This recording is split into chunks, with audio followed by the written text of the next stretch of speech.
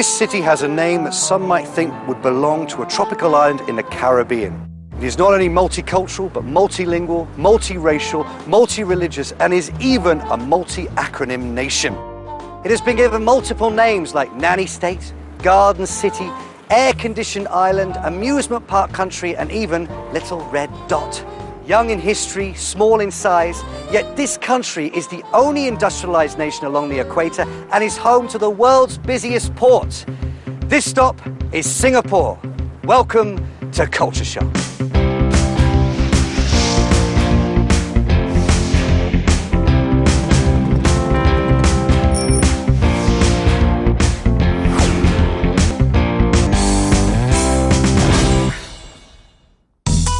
Located in the southern tip of the Malayan Peninsula, Singapore's name is derived from a Sanskrit word which means Lion City. Singapore is one of the 4 remaining true city-states in the world. It is the smallest nation in Southeast Asia. Home to 4.6 million people, Singapore is a multiracial nation with 4 major cultures. Reputed to be a garden city, trees and plants are spotted at every turn. You are greeted with clean streets, beautiful flowers and lots of greenery. You know, when I think of Singapore, I think of sun, sand, sea, beaches, and, whoa, incredible humidity. Singapore is a great melting pot of cultures, but it's the weather which literally melts your face. Because Singapore is just 1 degree north of the equator, the climate here is characterized by high temperatures, humidity, and abundant rainfall. Temperatures range from 27 to 34 degrees Celsius, and during prolonged heavy rain, relative humidity can reach a whopping 100%. So, my advice to you is this: wear cotton, bring plenty of towels and tissues, drink lots and lots of water. Oh, and don't forget your umbrella, because you never know when the skies are open here and you will experience a tropical rainstorm. Getting to anywhere in Singapore is a breeze. From trains, taxis and buses, there's a whole lot of means for you to choose from. After checking out the various options, I headed straight for the affordable, convenient, regular cabs, which you can catch just outside the arrival terminals. Taxis are a dime a dozen in Singapore. Taxis are very comfortable and most are metered, so there's no chance of you being taken for a ride. But rates do change quite frequently, so if you're unsure, check the rate card that can be found in most taxis. To the city, please. Sure. And may I know you prefer me to go by ECP or PIE, please? PIE? Pie? I've already eaten.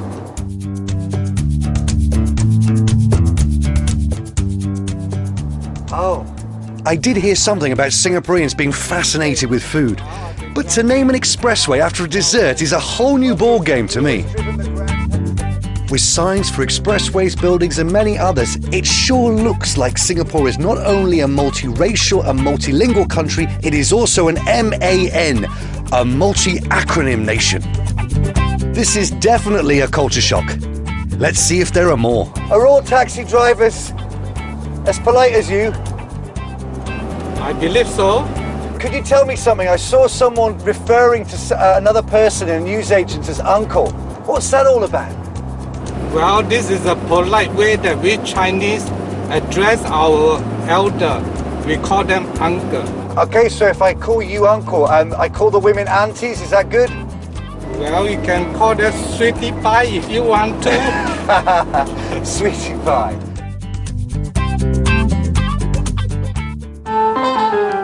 Well, that was some abbreviated journey back to my hotel. Just give me a sec and I'll be right back. You see, I told you I'll be right back. Okay, camera trickery aside, that was some efficient desk clerk. Got me checked into my hotel in no time. Which leaves me more than an hour to explore and find my way to my dinner appointment at some food centre near the business district. Let's see if I can make my way there with another acronym. The MRT. Also known as Singapore's mass rapid transit system, the MRT is the nation's major train system that spans the entire city-state. I figured it's probably quite a comfortable ride in such air-conditioned trains, but as I nauseously found out, peak hours are not the best times for travelling. And for someone like me who loves a bit of space, I think I'd better get off to look for some other alternatives. And I think I may have found it. From air-conditioned trains to air-conditioned buses. Quite a different experience from the trains. Buses are a great way to do a bit of sightseeing. On the way, I couldn't help but marvel at how clean and green the roads are. After a pleasant bus ride around town, I am able to make it to my dinner destination on time. But one of my friends, Dean, is late. From my conversations with Sanjay and Ray, I hear it's not uncommon for Singaporeans to arrive 10 to 15 minutes late. They call that being fashionably late. That's a culture shock for me. But that is just the beginning of culture-shocking news for the evening. Don't touch it. Why? It's somebody else. But it's unopened. So what would happen if I sat down here now and just wiped my face with a tissue? They will just come and ask you very politely and softly, can you please move? This table is mine. Oh, well, look, I don't want to offend anybody, so let's find another table. Well, apparently in certain hawker centres, it can get so crowded that it's hard to get a seat after buying your food. And to avoid walking around with a tray of food looking like a fool, Singaporeans have taken to reserving their seats with packets of tissue paper. After learning how to reserve tables Singapore style, I discovered that the multicultural traits of Singapore is the reason why there is such a huge variety of food available. You're spoiled for choice. I am famished, and luckily Dean is able to join us in time. Just as we start eating, I notice some peculiar eating habits.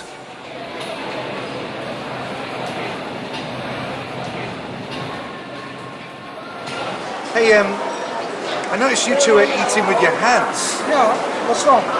Well, is there a reason behind that? We normally eat with hands. That's right, with the right hand, that is. The right hand. The right hand, you're right. That's the right way. That's the right way, not with the left hand. You know why? No, I don't. Well, I believe in the Indian and the Malay culture. We think that the left hand is not the polite hand. It is the toilet hand. Ah, the toilet hand. Yeah, meaning for Really? your personal ablution. And the right hand is always the right one. It's good, it's pure, it's not evil, it's not bad. Okay.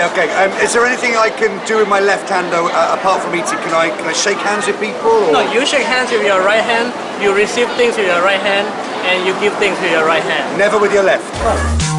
In Singapore, be prepared to be greeted with multifaceted experiences from acronyms, eating habits to food. Durians, distinctive for their large size, unique odour and formidable thorn-covered husks. This fruit evokes reactions from deep appreciation to intense disgust. And it's a must-try, but it's not for the faint-hearted.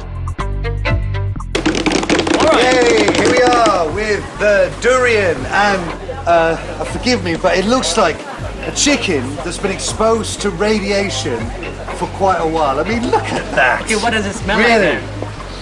Oh, it's a strong smell. It smells like a guy's locker room that's been covered up with some air freshener. And what I mean by that is, the first waft you get is sweet, but then afterwards there's That's a dark secret. a dark secret. Yeah, that's right. Well, like my mother would say, the proof is in the pudding, so it's time to taste it. Here goes. Wow, that is What is really unusual. It's creamy. I've got onions, toffee, so many different flavors. It's like a roller coaster ride. You love this though, I right? love it, I love it. You love this? Love it. You love this? I love It's them show. Shook, man. It's show. Shook. What does shook mean? It's great. Great. Well, one thing's for sure, durian is shook. Sounds like my boyfriend. Don't be so kaypoh. When in Singapore, don't be surprised to find people speaking a form of English that many foreigners might find strange and a tad bit hard to understand.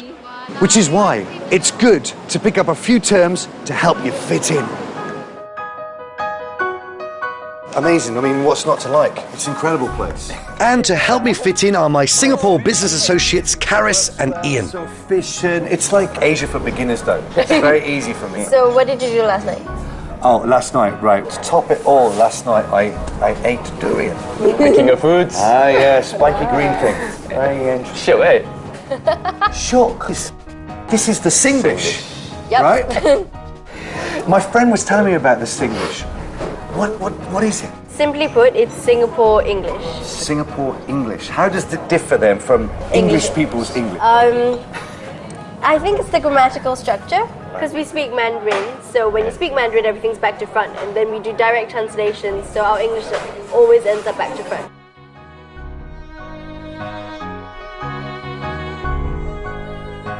Oh, right, so Singlish is like a backwards language. Yeah, and it's kind of rojak, right? Rojak. Okay. Rojak is a local dish that we have here. You cut up vegetables and fruits, throw it into a bowl, mix it together. Okay, can you teach me some? Where to start? Something simple, La. But la is a bit cheem, isn't it? Cheem? What's cheem? Is this a brand of toothpaste? Hokkien. It's a dialect. It means it's complicated. You would use it in a sentence to convey that someone has just said something that you don't understand. Yes. Come on, guys. I can understand difficult things. So there's las, lees, laws, hors, as. What? Is that the Singapore together. directory? Not far off. It comes at the end, except sentence rather than a name. It depends on the context of what you're using it in. Right. Like you could use it to ask a question. For example? Or, like, this drink is good, huh? This drink very good, huh? Yeah. Kind of, yes, almost. Exclamation. Right. Nola. Nola. Dragon. Oh, do you know what? I think I have to be here a long time before I understood this, because you've got, the Mandarin structure, then you've got words from different vocabularies, and then you've got words that don't mean anything. They're like just punctuation. Yes. Yeah, and I mean, Angmo's unexpected to Angmos? Yep. What's You, this? my friend. Angmo? You, my friend, Angmo. I'm an Angmo. Yes, you are. If I'm not wrong, literally translated, it means red hair. But my hair is brown. I think it's because of blonde hair looking red under the light, especially against white skin. I suppose the first ever Angmos to come to Singapore But probably red might have hair. been quite striking. Well, I can see why you said that's cheap, It is complicated. So, give me an easy one. Alamak. Okay, alamak is a Malay word. It's alamak. Yeah. It means oh my god. Right, okay, so I might say, what a lovely day, alamak. No. Okay, You- kind of like negative as well. Like you don't use it for good things, but more like So, alamak, I'm so late. yeah. Alamak. Okay, well, alamak, I banged my head. Yes. You know what? I think I could use some of these in the business meeting to impress them that I know Singlish. I might say, alamak, you must look at my furniture. It's so cheap. Yeah, Really. not advisable. I mean, okay, even though we speak Singlish and we can code switch. So like in the office or in business meetings, we would use formal English, proper English. Okay. Especially for your presentation, when you're talking to them. You can use it to break the ice though. Throw in like a Singaporean joke, use Singlish, stuff like that.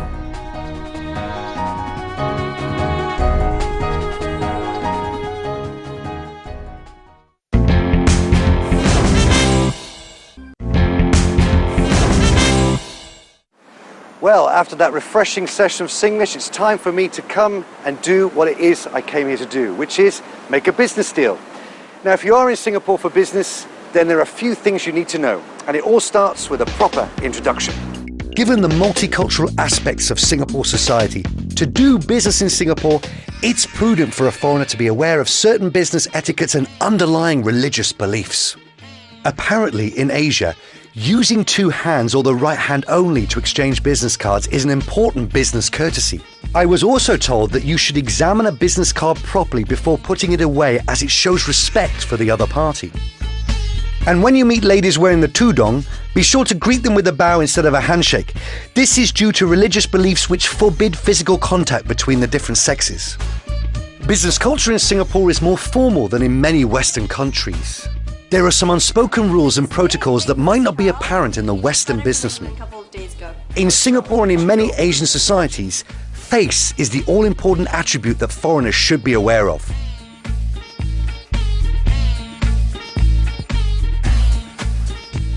Face is what makes Singaporeans strive for harmonious relationships. Because of face, Singaporeans tend to be non-confrontational in their business dealings. Singaporeans will never overtly say no. Because of face and strong adherence to hierarchy, questioning authority is considered a taboo. Thus, never disagree or criticize someone who is senior to you in rank in public, as it may destroy the business relationship. When conducting business in Singapore, pay close attention to facial expressions, tone of voice, and posture, as Singaporeans trust non-verbal communication more than spoken words. Be mindful how you might be perceived. They do not understand Western culture's ability to respond to a question hastily, and believe that this indicates thoughtlessness and rude behavior. So in other words, as a foreigner in any business situations in Singapore, be sure to mind your manners and speak when spoken to without any needless commentaries, and business can carry on as usual. Thank you. Thank you so much for your time. Thank you. Singapore is a multi-religious country with the majority practicing Buddhism and Taoism. A significant number of the population practice Christianity and Islam as well. Sikhism, Hinduism, and the people of Baha'i faith can also be found here. Due to the multicultural, multi-religious aspect of Singapore society, cultural tolerance and racial harmony are strongly advocated. The different religions are allowed to practice with mutual tolerance, so don't be surprised if you walk into some culturally shocking situations that are commonplace in Singapore. According to Taoist Chinese beliefs, the living are to burn offerings to the deceased ancestors who are, well, apparently in hell. So this shop sells materials which are burnt for what they call the Hungry Ghost Festival, which is a Chinese festival that takes place on the 7th lunar month every year. And this is an example of hell notes, okay? And this is a $1 billion hell note here. These will cost you $2, so you can see inflation's pretty high in hell. As a sign of respect and reverence, these offerings are in terms of hell money and a whole lot more. Offerings like shirts, cars, houses, condos are offered to them usually during the Chinese lunar 7th month. Walking around, I simply couldn't believe the extent of traditional beliefs that exist amongst this ultra-modern society. So, say if you have a treasured auntie who you want to pay a tribute to, perhaps, you may burn her this special pack. You've got a purse, a watch, and a blouse. Or something like this. Because, obviously, modesty is still very important in hell. Look at this. So, say if you've got an uncle who's partial to a drink, or even a smoke, you'd burn these. And of course, hygiene's very important even in hell, so afterwards you might need to freshen up, you'd burn these. And if you wanted him to be able to experience the internet there in hell, you'd burn this. Everything's catered for here. Amazing. Now it's things like this which might seem silly or strange or culture shocking, but we should show some respect, because disrespect will be seen as a sacrilege, and it might even be considered a bad karmic move. But Singapore wasn't always this multicultural or multi-religious. To tell me more about the rise of this colourful island, my friend, a curator, is going to bring me on a tour around Singapore National Museum. Well, here I am with Mr. Iskander Maidin, who is a Deputy Director here at the National Museum of Singapore. Now, Mr. Maidin is going to take me for a tour around their special history gallery. Now, I believe the gallery has a completely different way of telling the story of Singapore. How is it different? Well, it uses a storytelling approach to tell the history of Singapore, the stories of the great men as well as the little people who usually don't get into the history textbook.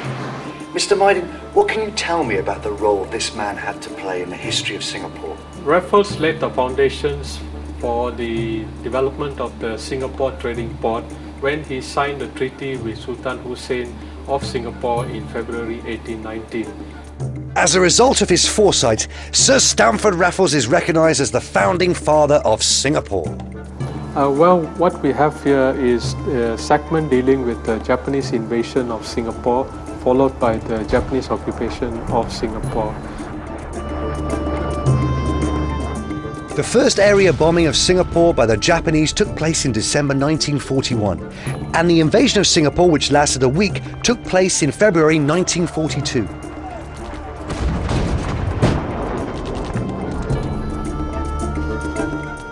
The Japanese occupation made Singaporeans realise that they couldn't rely on anyone else for their defence, and therein sets the path to its independence. Well, what a trip. I've learnt to adapt to the people here, the weather, the culture, the mannerisms. I've learned all about Singapore's excellent public transport systems and its business systems. I've even learnt about this quirky lingo they have here called Singlish, and about their religions and beliefs. What a place. I've had a real shock time. It's amazing how a little red dot on the map can offer so much. Well, that's all for me here, but please join me again next time for more culture-shocking moments here on Culture Shock. Today, Singapore has evolved from its rich history to become possibly one of the more prosperous nations in Asia. With its winning formula of economic, geographic and human resource factors, the city-state has made the best of what it's got to become what it is today. On this island, where East meets West, Singapore's ability to embrace its many myriad of cultures make it something uniquely its own. It's certainly quite a feat in itself. Truly an eye-opener for me.